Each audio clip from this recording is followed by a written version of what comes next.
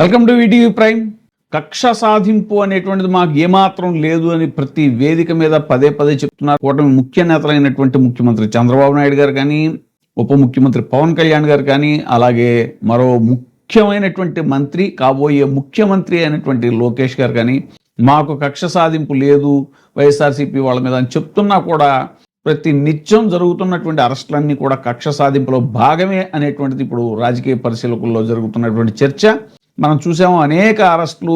ఆ మధ్యన మద్యం కుంభకోణం పేరు చెప్పి పెద్దిరెడ్డి మిథున్ రెడ్డి గారిని అరెస్ట్ చేయడం కానీ, తర్వాత ఇంకో మరో కేసుల్లో కాకాని గోవర్ధన్ రెడ్డి గారిని అరెస్ట్ చేయడం కానీ, ఆయన చెవిరెడ్డి భాస్కర్ రెడ్డిని అరెస్ట్ చేయడం కానీ, పిన్నెల్లి రామకృష్ణారెడ్డిని అరెస్ట్ చేయడం కానీ, ఇలా ప్రతిదీ కూడా సరే. ఇక సోషల్ మీడియా యాక్టివిస్టుల విషయంలో చెప్పనే అవసరం లేదు. ప్రతిరోజు ఎలా జరుగుతున్నాయో దారుణాలు మనం చూస్తూనే ఉన్నాం.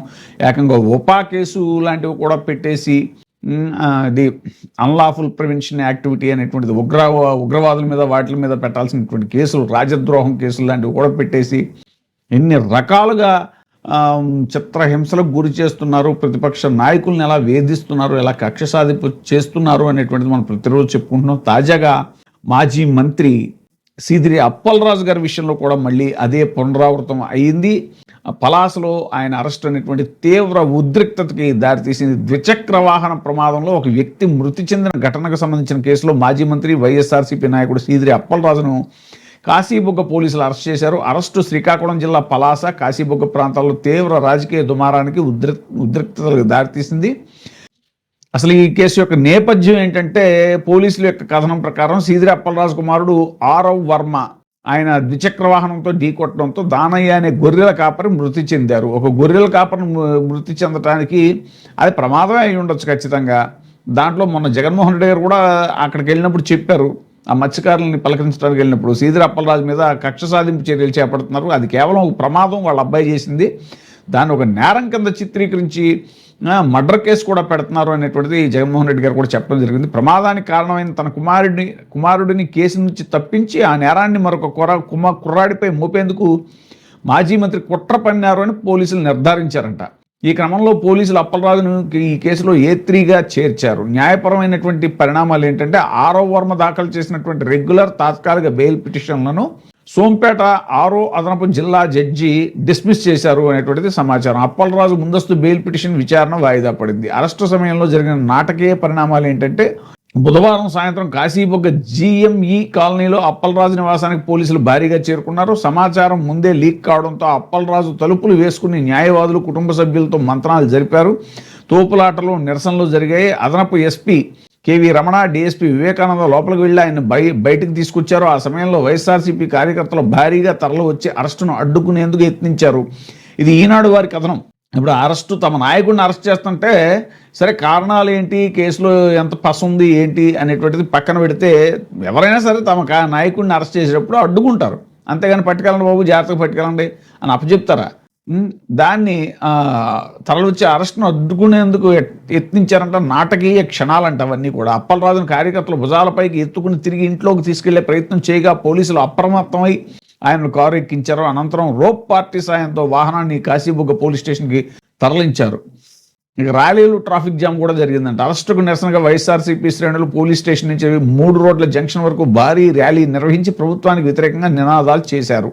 వైఎస్ఆర్సీపీ నేతలు, కుటుంబ సభ్యుల ఆరోపణలు ఏంటి అని అంటే, 2 రోజులుగా ఆయన ఆరోగ్యం సరిగ్గా లేదు, వైద్య చికిత్స అవసరమైన సమయంలోనే పోలీసులు అరెస్ట్ చేశారు. రోడ్డు ప్రమాదం కేసును నేరపూరిత హత్య కేసుగా మార్చి రాజకీయ కక్షతోనే అక్రమ కేసులు బనాయించారు. న్యాయం కోసం పోరాటం కొనసాగిస్తాం అని చెప్పేసి కుటుంబ సభ్యులు అంటున్నారు. ఇక జగన్మోహన్ రెడ్డి ఆల్రెడీ మొన్న స్పందించారు, మళ్ళీ తాజాగా కూడా స్పందించారు. ప్రశ్నించే నాయకుల గొంతు నొక్కేందుకే కూటమి ప్రభుత్వం ఈ అరెస్టులకు పాల్పడుతోంది. ఒక రోడ్డు ప్రమాదాన్ని రాజకీయ కక్ష సాధింపు కోసం వాడుకుంటున్నారు. ఇటువంటి బెదిరింపులకు వైఎస్ఆర్సీపీ భయపడదు, కార్యకర్తలకు ఆ పార్టీ అండగా ఉంటుంది అనేటువంటిది. తాజాగా తమ్మినేని సీతారాం గారి విషయంలో, మాజీ స్పీకర్ విషయంలో కూడా హైకోర్టు కొన్ని వ్యాఖ్యలు చేసిన పోలీస్ డిపార్ట్మెంట్ని మీరు చాలా అత్యుత్సాహం ప్రదర్శిస్తున్నారు. ఇప్పుడు వాళ్ళ కొడుకు, ఆయన సీతారాం గారి కొడుకు ఏదో ఒక కేసులో, అది కూడా ఏంటి, అదొక సివిల్ ఇదికి సంబంధించినటువంటి సివిల్ సూట్కి సంబంధించినటువంటి కేసులో మీరు ఈయన పేరు FIRలో ఎలా నమోదు చేస్తారంటూ కూడా అక్షంతలు వేసింది. సరే, పోలీస్ డిపార్ట్మెంట్కి హైకోర్టు లేదా తదితర ఏ కోర్టు అయినా సరే ఆంధ్రప్రదేశ్లో ఎన్ని అక్షంతలు వేసినా కూడా వాళ్ళు పట్టించుకునే పరిస్థితి లేదు. ప్రభుత్వానికి తొత్తులుగానే పనిచేస్తున్నారు అనేటువంటిది రాజకీయ వర్గాల్లో జరుగుతున్నటువంటి చర్చ. తప్పుడు కేసులతో ప్రభుత్వం తమను భయపెట్టలేదు అని, పోలీసుల అరెస్టులకు లొంగేది లేదు అనేటువంటిది కూడా సీదిరి అప్పలరాజు స్పష్టం చేశారు. ఏదైనా సరే వీటి వల్ల ఒరిగేది ఏం లేదు, ఇవన్నీ నిలబడే కేసులు కాదు. పోక్సో కేసులు లాంటి కేసులే నిలబడట్లేదు, దాంట్లో బెయిల్ వచ్చి బయటకు వస్తున్నారు జనాలు. మన తెలంగాణలో కూడా చూస్తున్నాం కదా పరిస్థితి. సరే, ఇవన్నీ క్లియర్గా అర్థమవుతున్నాయి. రాజకీయ కక్ష సాధింపు కేసులు అనేటువంటిది క్లియర్గా అందరికీ అర్థమవుతున్నాయి. అయినా సరే వీటిలో డైవర్షన్ అనేటువంటిది కూడా ఉంది అనేటువంటిది ఇక్కడ ప్రతిపక్షాలు అలాగే పబ్లిక్ కూడా గుర్తించాల్సింది ఏంటంటే, ఇవి ఏవి పసలేని కేసులు, అందరూ బయటకు వస్తారు మళ్ళీ కడిగిన ముచ్చాల్లా. కానీ అందరికీ తెలుసు సరే కేసులో ఏముంది, ఉందా లేదా, మ్యాటర్ ఉందా లేదా, ప్రైమా ఫేసి ఉందా లేదా, ఇవన్నీ పక్కన పెడితే రిమాండ్ రిపోర్ట్లు కూడా అలాగే ఉన్నాయి. ఇక సాయికృష్ణ హత్య కేసులో జరుగుతున్న పరిణామాలన్నీ కూడా చూస్తున్నాం మనం. అసలు ఎటుపోతుందో ఆ కేసు కూడా ఏమీ వైనం లేదు. కాసేపు సిట్ అంటారు, కాసేపు స్టాండ్ అంటారు, అదంటారు ఇదంటారు. చాలా క్లియర్గా కస్టడీ హత్య జరిగిందని తెలిసిన తర్వాత కూడా నిందితులను పట్టుకోవడానికి ఎంతసేపు పట్టింది అని అంటే, ఆ సిఐ నాగరాజు ఎవరైతే ఉన్నారో ఆయన నోరు విప్పట్లేదు. మరి ఆయన నోరు విప్పితే ఎలాంటి పెద్ద పెద్ద పేర్లు బయటకు వస్తాయో అనేటువంటి భయం అందరిలోనూ ఉంది.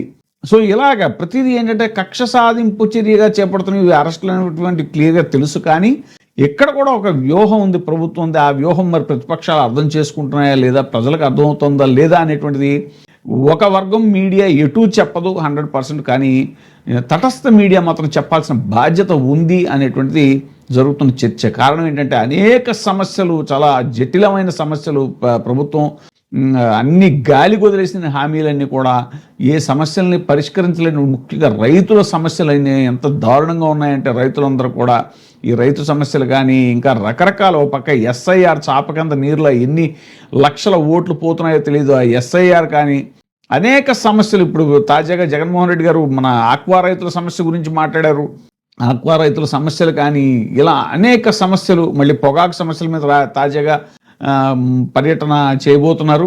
ఇవన్నీ కూడా గాలి వదిలేసి అరెస్టులతోటి మీడియా అటెన్షన్ అంతా కూడా ఇప్పుడు నా 2-3 రోజుల పాటు సీదిరి అప్పలరాజు గారి దీనికి ఇది చేశారు, అది చేశారు, వాళ్ళు వచ్చారు, వీళ్ళు వచ్చారు, అసలు అడ్డమైన చెత్త అంతా పోగు చేసి ఆయన అరెస్టు గురించి 2-3 రోజులు డిబేట్లు నడిపి కాలయాపన చేయటం. ఈలోపు ఏంటంటే ఈ 2-3 రోజులు ఈ సమస్యల విషయం అంతా పక్కకు పోతుంది. వేళదిగో ఆయన పొగాకు రైతులను పరామర్శించడానికి జగన్మోహన్ రెడ్డి గారు వెళ్తున్నారు కాబట్టి ఆ వార్త అనేటువంటిది హైలైట్ కాకూడదు, దాన్ని డైల్యూట్ చేయడానికి ఇటువంటివన్నీ అనమాట. సీదిరి అప్పలరాజుని అరెస్ట్ చేయటం, ఉత్తినే ఆ తమ్మినేని సీతారాం గారి మీద కేసు పెట్టడం, ఏంటో మరి దీనివల్ల ఏమి సాధిద్దాం అనుకుంటున్నారో. అయితే ప్రజలకు ఇవి ఏమి తెలియవు అని అనుకోవటం మాత్రం చాలా అమాయకత్వం.